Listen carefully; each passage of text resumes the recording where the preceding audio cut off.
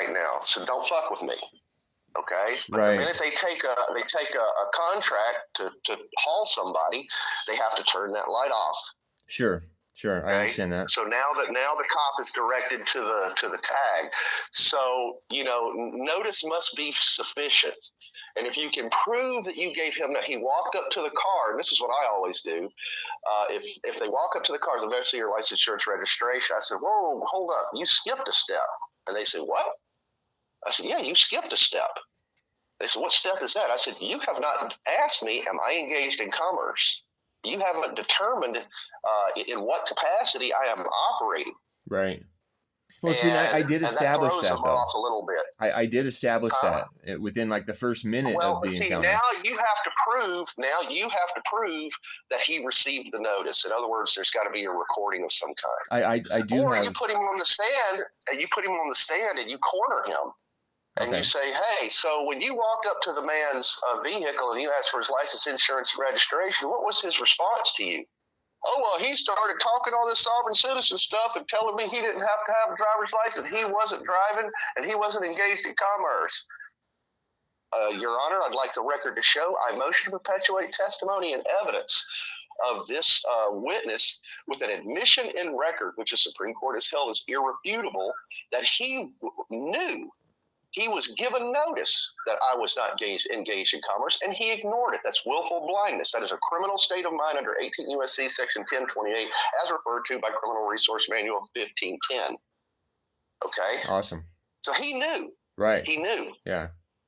Well, I think he was. Like I said, this is racketeering under color of law, and if you know anything about civil RICO, you can sue him for that and drop a criminal complaint on him. Well, I'm all for it, because even his supervisor came out, and his supervisor is the one that actually dropped the ticket in through my window.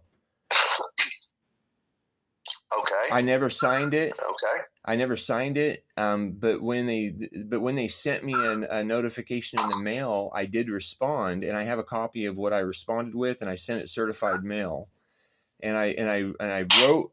I turned the ticket to a 45-degree angle, and I wrote no consent to contract, and then I attached some information about Supreme Court decisions supporting rights of travel and also limitations of jurisdiction. And they sent me a court date and said, if you don't show up, we're going to take your driver's license. Okay, that's coercion right there. That's threatening, intimidating, or coercing a victim, witness, informant, because notice is the first fundamental step in due process. The minute you give notice to somebody, there is a matter pending to the court. And if they intimidate you or threaten you or try to coerce you, okay, that's 18 U.S.C. Section 1512. Well, there's a policy or a local ordinance or a state statute says I can do that. Okay, under color of law 242. Right. All right. I had the same thing happen to me. This was the one time I had cops give me a hard time. I haven't had a driver's license, insurance, registration, none of that for 18 years. I've considered usually all I have to do is give them the correct notice on the side of the road, and they say, okay, well, go get your tail light fixed. I'll fix it right now. Yeah, it's usually that's the way it goes. Sure.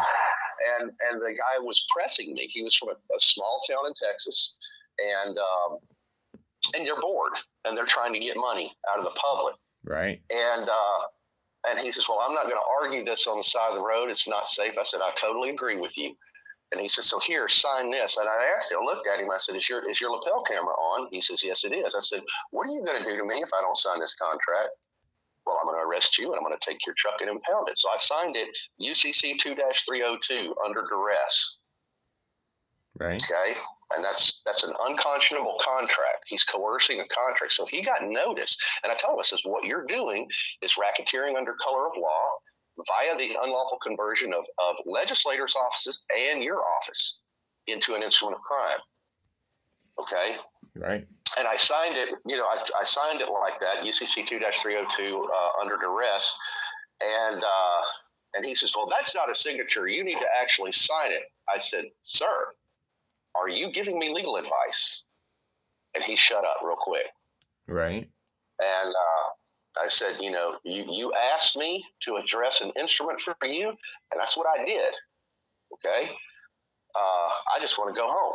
I'm not engaged in commerce. I told you I can fix my and I did. I fixed it right there on the spot. It was just a loose wire. And Yeah, mine too. It was a and I loose said, wire. and I told him, I says, don't persist in this. Don't persist in this, okay? Because I'm going to construe that as willfulness. Understand you're not an attorney. You've not studied the law, and you think you know what the law is. And I'm just going to direct you to the supremacy clause and 18 USC 31.6. And he says, well, I'm going to. I said, well, you can also, if you want to press me with this, and don't want to throw yourself under the bus with everybody else, get out your pencil and paper. I'm going to issue a criminal complaint against the Democratic and Republican Party agents for Texas who subverted 18 USC section 31.6, and made invidious statutes that subvert the United States federal code. That's Confederacy. Okay, that's what the supremacy clause. That's why we have the supremacy clause, because that was exactly what the Confederates were doing. Is they were making, applying, and practicing law in such fashion as to undermine the United States federal code and the Constitution. To all these people that say, well, states' rights, and we want small government and this, that, and the other. Well, the Supreme Court has held that it is in our best interest that there is one law that applies equally to everyone. I agree with that. I do too. And that's why when I'm looking at cases, the very first place I go is the federal code. Everybody says, well, no, we need to keep it in the state. Use your state statutes because that's what they use. No, the supremacy clause says they must use and enforce federal code. And when they say they don't, you've got you a Confederate right there in front of you. Right.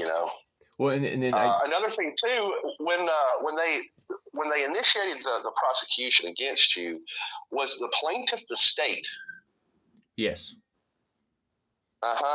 Go look up in the Constitution what it says about court cases where the state is a party and who has jurisdiction over those. Okay. The state does not have jurisdiction. State does not have jurisdiction because that would be a gross conflict of interest. Well, exactly, because they're benefiting off of my incarceration or fines. Right. Yeah. If a state is a party and there's a state actor or employee sitting on the bench, you're not going to get a fair trial. Right. Period. Even if you were to say, oh, Your Honor, I want my jury trial. Well, he can only get jury members from within his jurisdiction. Right. You're never going to get a fair trial against the state in a state court. Right. And people don't want to go through the extra effort to stand on these legal facts and issue the criminal complaints against the Democratic and Republican parties. Number one, because they're biased and they think these people are their friends and they're going to help them get their opinions expressed in government, which just is not true. Right. Okay. And they lose sight of the enemy. And Sun Tzu said in The Art of War, know thy enemy. Do not attack your enemy's army, for that is what he has prepared for and expects you to do. You must attack his strategy. And the strategy here are the political parties unlawfully converting their legislative offices into instruments of subversive crimes. They insert artifices of subversion into the statutory system that cause the statutory system to malfunction. And it basically solicits and unlawfully grants immunity to criminal agents for the Blue Wall of Silence, the Bar Association, and the Democratic and Republican parties. This was very meticulously done over time. And so now here we are. We are under the control. A usurped government is as defenseless as its people. And a lot of people will point the finger at the government, say that government is committing crimes. No, it's not. Right. The officer who deems himself to have jurisdiction where he has none does so at his own peril, meaning in a private capacity and not as an agent for the government. When these officials do this stuff, I shouldn't call them officials. Right. Because when they're they just commit crimes, they're not an official anymore. They've abandoned the office. So when these criminal agents for these organizations do this stuff, they are not only committing a crime against the victim, but they're also committing a crime against the state and the United States. And they are committing racketeering under color of law. Right. The individual in such circumstances who wishes to see the law enforced may bring a private prosecution.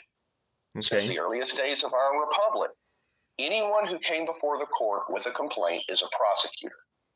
Okay, and do you still have my brief links document that I sent you a long time ago? You probably don't. If it's on the messenger, I do. Yeah, it's probably way buried though. I'm just going to send you, because I've updated it since then, and then this is what I'm trying to compel people. The one specific right that we must reaffirm, and we must attack the fact that this right has been deprived us, or has been hindered, or has been ransomed, and that is the right of private prosecution. The central principle of the First Amendment is that the government is the servant and the citizenry is the master. New York Times Company versus Sullivan. Okay?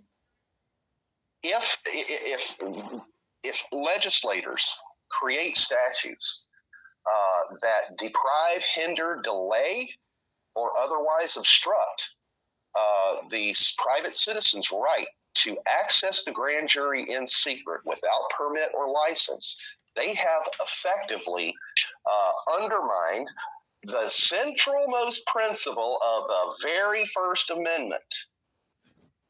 They have completely undermined the Constitution right there.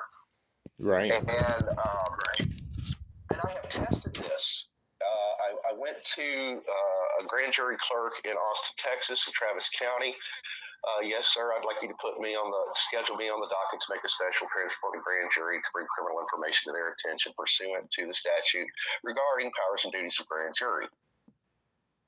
And he asked me, are you a member of the Bar Association? But that's not how he asked me. He says, are you a public attorney? And I said, sir, I don't understand the question. Are you asking me, am I a member of the Bar Association? He says, no, I'm asking you if you're a public attorney. I said, sir, are all public attorneys required to be members of the Bar Association? Well, yeah. I said, so you're asking me, am I a member of the bar first? No, I'm asking if you're a public attorney. I said, no, sir.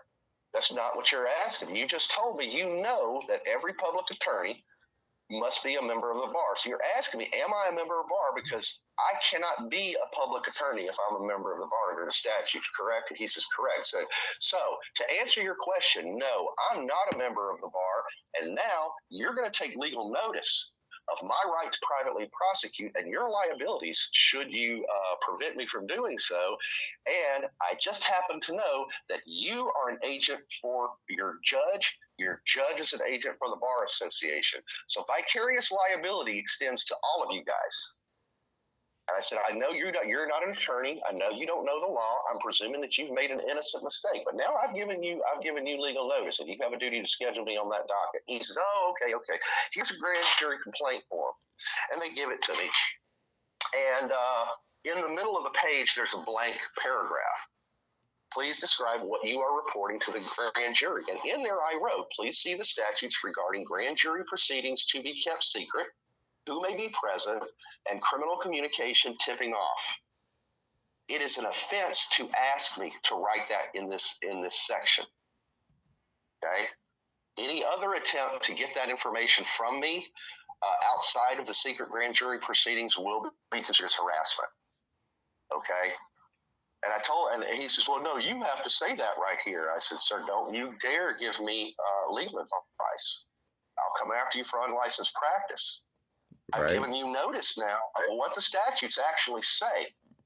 And I said, who told you to give me this? Who made this form that solicits criminal communication and tipping off and a violation of the proceedings before grand juries to be kept secret?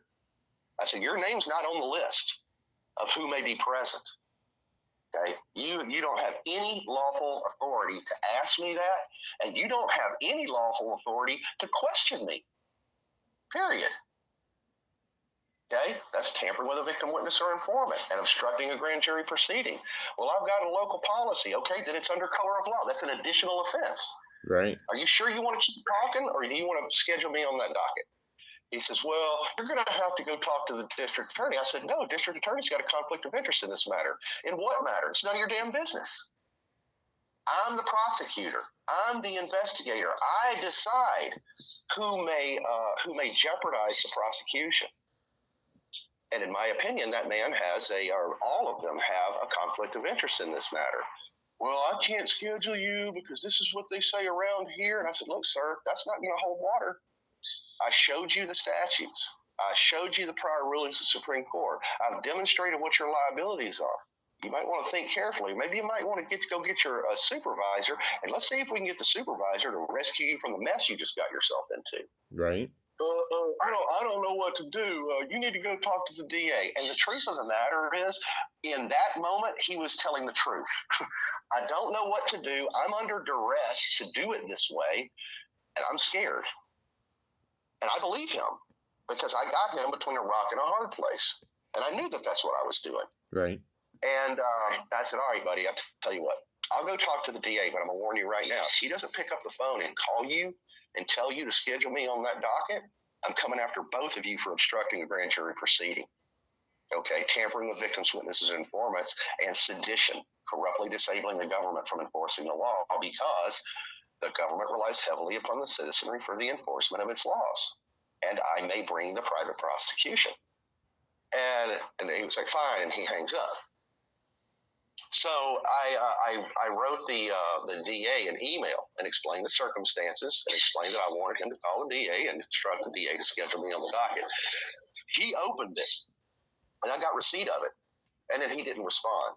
And I told him in my letter to him, any indirect answers or silence will be construed as evidence of your willfulness to disable the government from enforcing the law. Okay, and obstructing a grand jury proceeding. Well, he took the bait. So right now I actually have cause and standing in Texas to go against a DA and a clerk. When I went to that clerk, I didn't even have a case. I did not even have a case to argue. I was just testing the perimeter to see what tactic are you going to use to obstruct me from doing this. Right. And they showed me. And then from there, I went to the Court of Federal Claims. And I did the same thing with that clerk, and they did exactly the same thing in exactly the same fashion. So, this, and as far as I can tell, when you have criminal agents controlling the courts, administering the proceedings from the bench, prosecuting and defending, okay, you will never, ever, and they're all appointed, or elected as agents for the Democratic and Republican parties.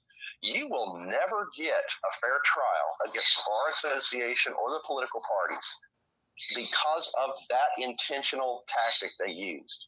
They violated the KKK and Sherman Acts. They committed monopoly under color of law, an unlawful conversion of legislative offices, and they usurped the judicial branch of government for their own benefit and the unlawful benefit of the Bar Association. And that's exactly what they've done. I mean, it is what it is. I'm going to, in my document that I'm going to send you, one of the documents is the essential nature of the offense.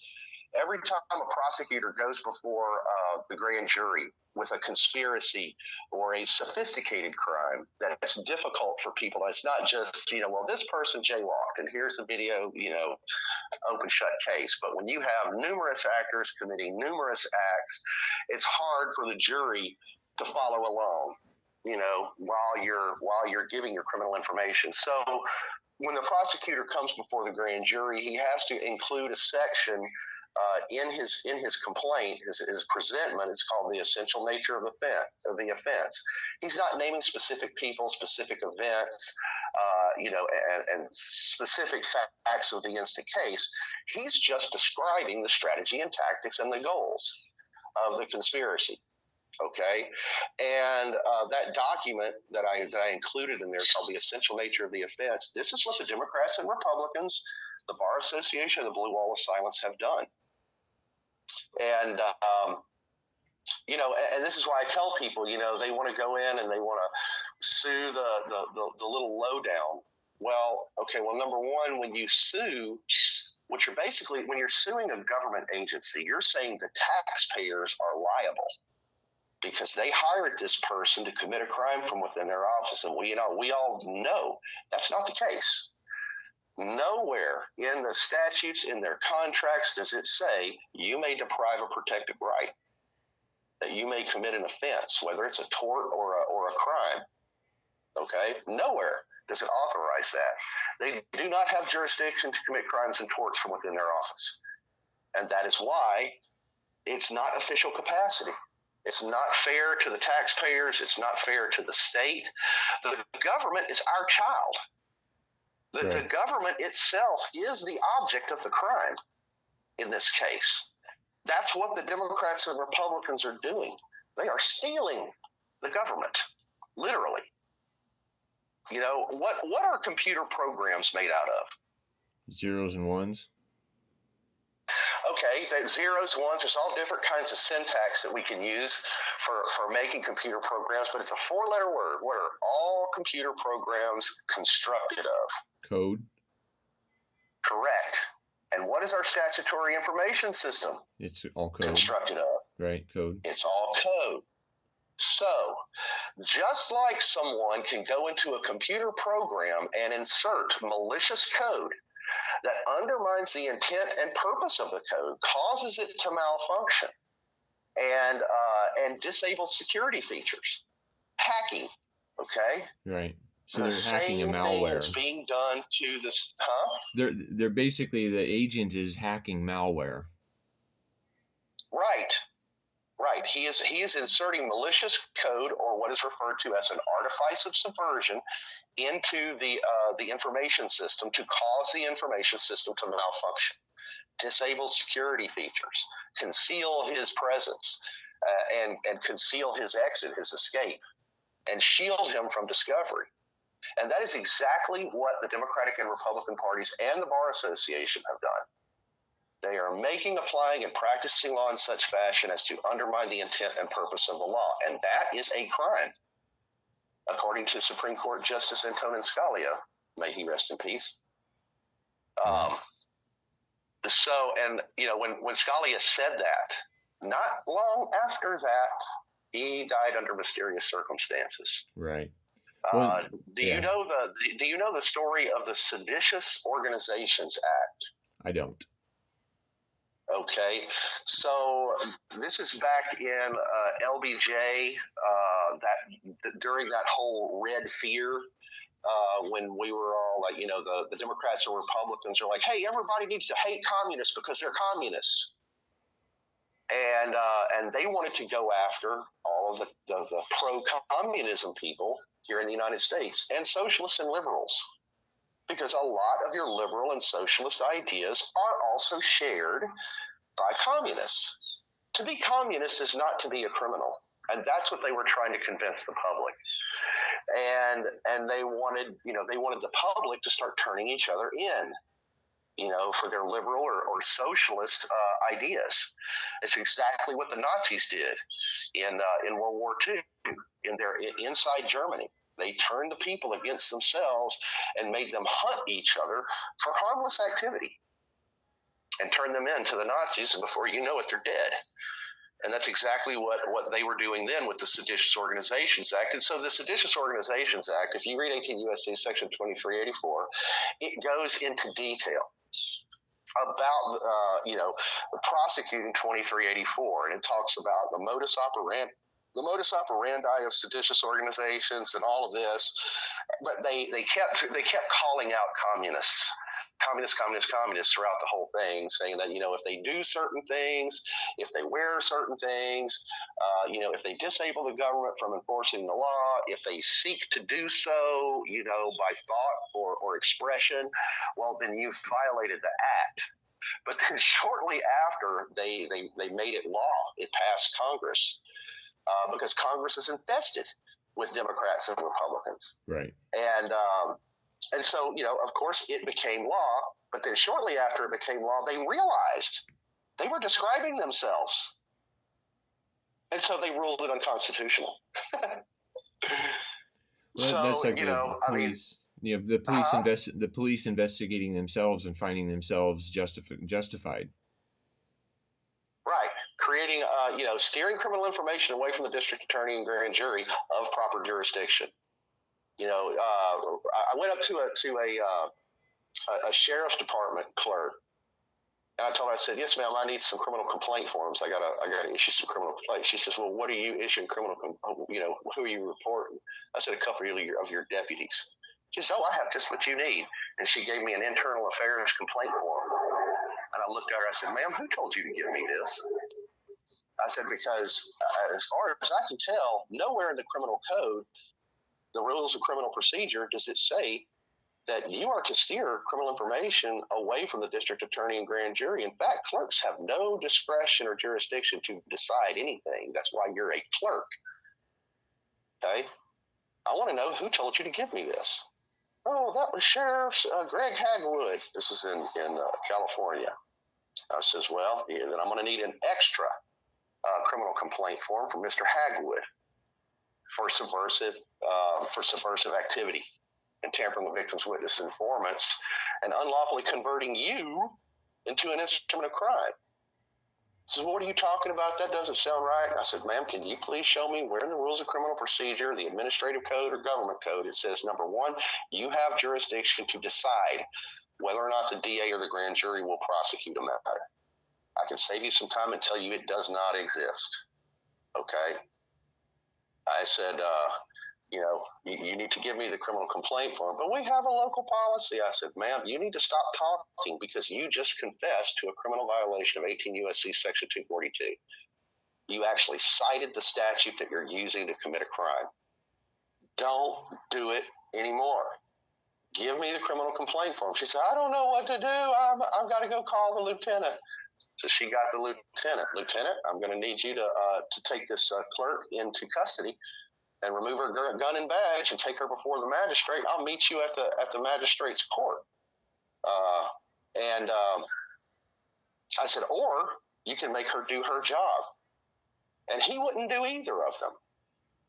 Okay, that's blue wall of silence. The blue wall of silence back in the 70s and 80s, the feds got wind of police agencies being infested with criminal organizations that were doing all of the heinous shit, all of it that cartels do.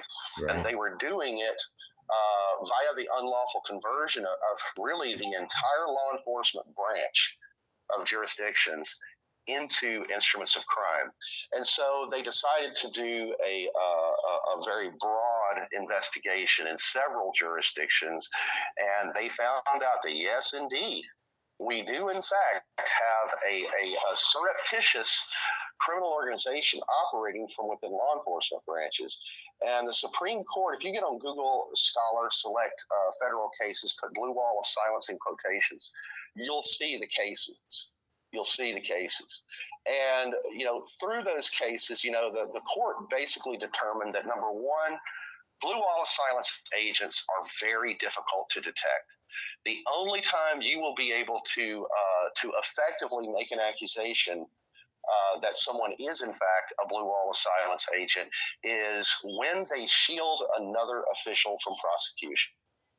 That's where the word silence comes from in the name. Okay. It's called omerta, O-M-E-R-T-A. And it's a very old practice that's been going on since before the United States existed, and that's where, officials keep their mouths shut about each other and they shield each other from prosecution. It's called omerta. And so until someone does that, you go to an officer, yes, sir, Mr. Policeman or Mr. Judge, I have a criminal complaint against one of your coworkers, okay, or against another official. And he looks at it and he says, I don't see anything wrong here, or he says, don't show me that. That's willful blindness or purposeful avoidance. 18 U.S.C. Section 1028, as referred to by Criminal Resource Manual, Section 1510. When you read 1028, you're going to think, how does this apply? Well, go read CRM 1510, and it describes how that applies. Willful blindness, because you got to understand that all of these people have a contract with the state, okay? Their oath is a security. Otherwise, there's no point in making the oath. Right. Okay? The oath is the evidence of the trust. Okay? And so it applies when and their contract is to the state, and the state's responsibility and liability, their duty is to uphold the Constitution, enforce the law for the interest of the people. That's what their duty is. So if they subvert that, they are in breach of a security. Okay, and that's why 1028 applies. And I've looked into the prosecutions, of willful blindness, purposeful avoidance, and yeah, that's how it applies. And it's a criminal state of mind when they do that. So 90% of the cases, 99% of the cases that I look at, that I help folks with, they're using a playbook.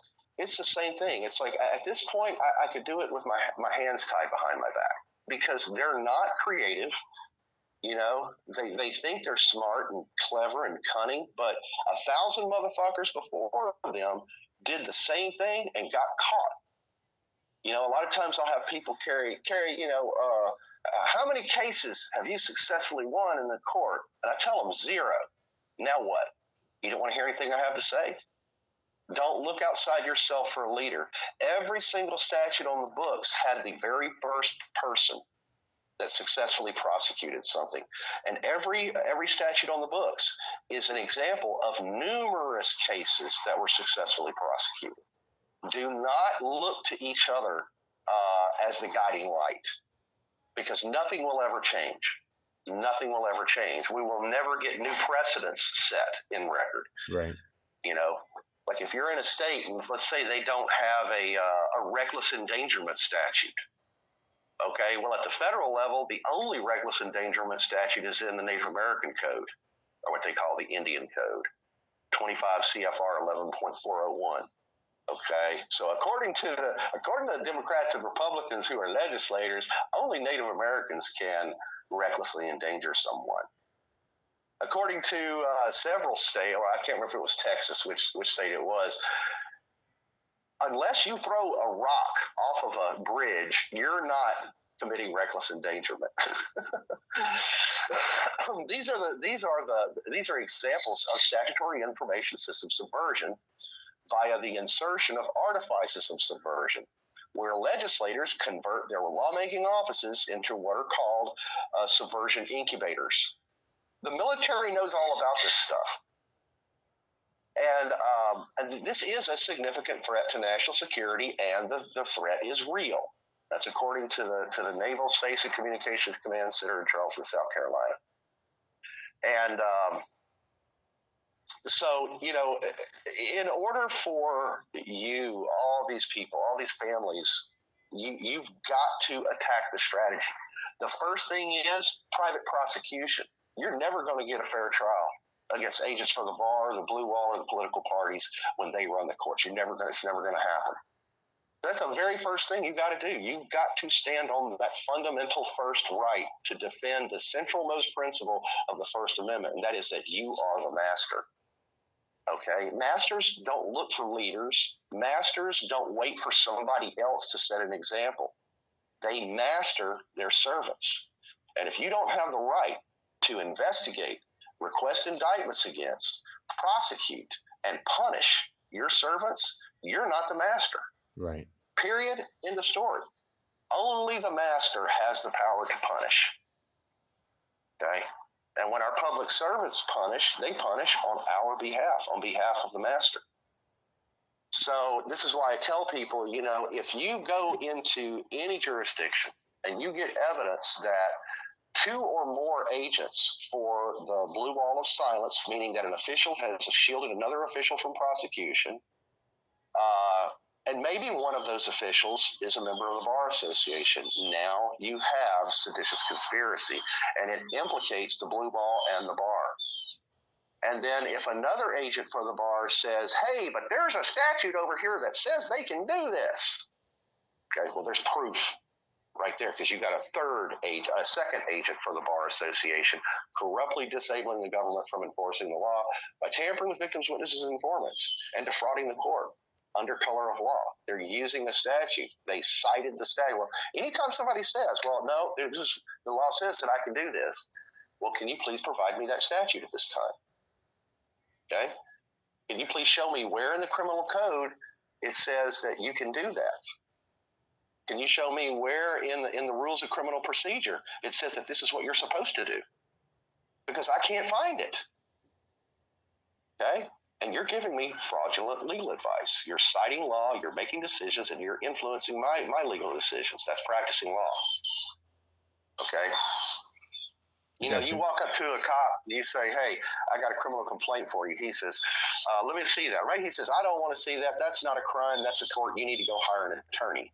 Sir, are all attorneys members of the Bar Association? Yes. He says, so you're advertising for the Bar Association now? That's an unlawful conversion for commercial purposes. Advertisement. Okay? He's telling you, you need to go hire and make a private contract with a member of the Bar Association. That's monopoly. Monopoly under color of law. The Sherman Act. That's exactly what the Democrats and Republicans did. They violated the KKK Act, deprivations of rights under color of law, committed major fraud, 18 U.S.C. Section 1031, against the United States, and usurped the judicial branch of government for the purpose of monopolizing the practice of law and disabling the government from enforcing the law. And that's exactly what's happening here. On a huge scale. On a huge scale. I mean, they have screwed with the federal code. They've screwed with the federal code to do that. This is exactly what the bar was doing at the time of the Revolution. You know, this is what the Confederates were doing in the Confederate South. They were making, applying, and practicing law in such fashion as to deprive protected rights and support and affect felonious crimes and crimes against humanity. You know, these were international laws. You know, the Democrats and Republicans, I can't count how many examples of unlawful conversion of United States government and military property and money into instruments of international crime. If they sent one dime to Likud in Israel, which they have, all of those Palestinians being slaughtered, they're being slaughtered with United States military equipment. Right. And we've been sending them billions of dollars. I say we have, no, the Democrats and Republicans have. Okay? The Democrats and Republicans, let's see, I think from Clinton forward, all of them have refused to make the United States a complete signatory to the UN and ratify the Rome Statute because they are shielding each other from prosecution. They know, the Democrats and Republicans know, that the minute that the United States ratifies the Rome Statute, their organizations are going down. And there's a good chance some of them are going to hang. Okay? Because that's what the prior court did. Not just because it's my opinion, okay? That's what happened in the Nuremberg trials when they tried the Nazis for all of their crimes against humanity, for all of their genocidal activity, for all of the crimes they committed against their own governments. That's not my opinion. That is a historical fact that some of them were put before firing squads. So, you know, I want to touch on our little conversation yesterday, and you made me really nervous. Okay. And you said to me, talking about, judges and whatnot committing treason and them going to the gallows. Okay. You need to learn to think like a prosecutor, and you need to approach every circumstance you ever, think about as a prosecutor. And the number one job of a prosecutor is to protect the due process rights and equal protection rights of the defendant. Okay. The minute he does not do that, he loses the case, and he exposes himself to removal from office or maybe going to jail. Okay? And it was just like I was saying, I know people personally who have made these kinds of statements. They let their emotions and their biases and their anger, albeit justified, they let it run away with them. And the next thing you know, they have violated the first rule of war. Against their own interests. And the first rule of war is do not warn the enemy. Do not give him a target to strike at. Do not correct his mistakes. Let him make his mistakes and then use his mistakes against him. And do not let him make the same mistake twice before you take action. And when you strike with the suddenness of lightning and the irresistible force of thunder. That means you come out of left field at him. He never saw it coming. Right. So, and like I said, I've known people who have made statements about the treasonous activity of judges, not judges, but members of the bar acting as judges, and they put them in prison for it. And a couple of them, I was actually talking to them before this happened. I was telling them, keep your fucking mouth shut. Stay the fuck off of social media.